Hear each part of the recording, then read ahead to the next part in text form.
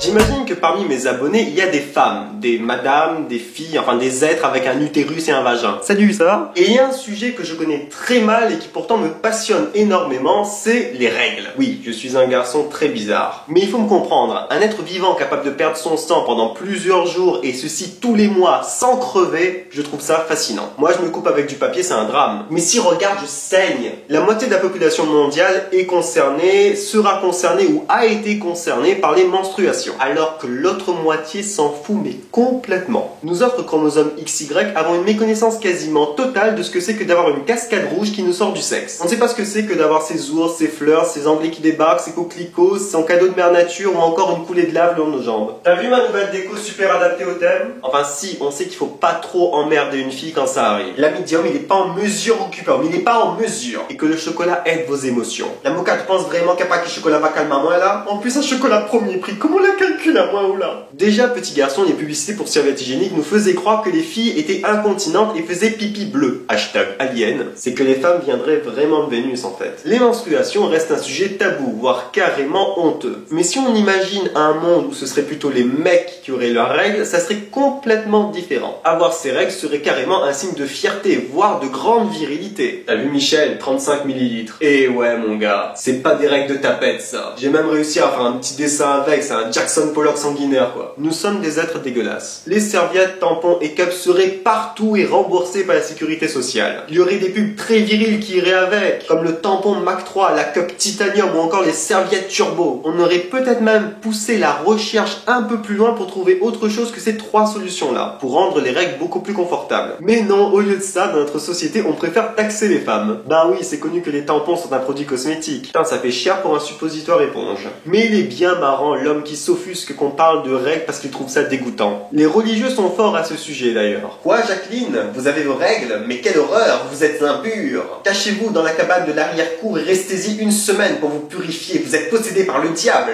Si l'homme est répugné par les règles, il y a un autre liquide tout aussi sale qui ne lui pose pas problème. Son sperme. Attends chérie, c'est quand même ça qui crée la vie. D'ailleurs, il a une drôle de manière de traiter le fluide qui est à l'origine des bébés. Vas-y chérie, avale tout. Non mais dans la tête du bonhomme, c'est un don qu'il te fait, c'est un cadeau du ciel ce truc. Ce qui est assez ironique quand on connaît le désamour de certains envers la paternité. On devrait plutôt glorifier le liquide qui nous prouve que nous ne serons pas papa. Et ce liquide, ce sont les règles. Avale chérie, avale.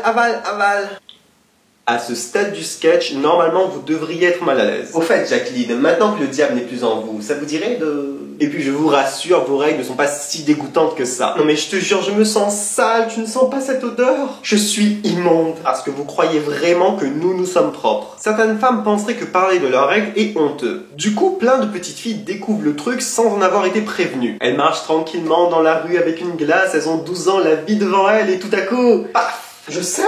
Ma culotte est complètement sale, qu'est-ce que je suis censé faire avec ça? Il faut que je trouve du papier toilette. Et c'est parti pour 40 ans d'écoulement plus ou moins régulier. Voilà le côté positif, maintenant tu pourras faire des bébés et gagner des allocations avec la CAF. Pour celles qui ne savaient pas, mesdames, sachez que nous autres, les hommes, nous découvrons que nous sommes opérationnels sexuellement de manière beaucoup plus dégueulasse. Je veux dire, vous, ça vous tombe dessus du jour au lendemain sans prévenir. Alors que les mecs découvrent ça en se secouant le cocotier devant un porno bien dégueulasse. Mais ça, on vous l'avouera jamais. Putain, mais ça colle en plus, il me faut du papier toilette. J'ai encore rêvé d'elle et les draps s'en souviennent. Hashtag pollution nocturne, c'est dégueulasse. Aussi, point de sentiment de supériorité l'homme devrait avoir et aucune honte la femme devrait connaître. Car de chaque côté de la rivière, notre adolescence est jonchée de moments de solitude de ce genre. Messieurs, ne rougissez pas quand votre femme vous demande d'aller acheter un paquet de tampons au supermarché. Les règles sont naturelles et le sperme aussi. Alors arrêtons de nous voiler la face et parlons de nos fluides corporels de manière plus décomplexée. Là par exemple, je vous ne cache pas, mais je transpire comme un bœuf.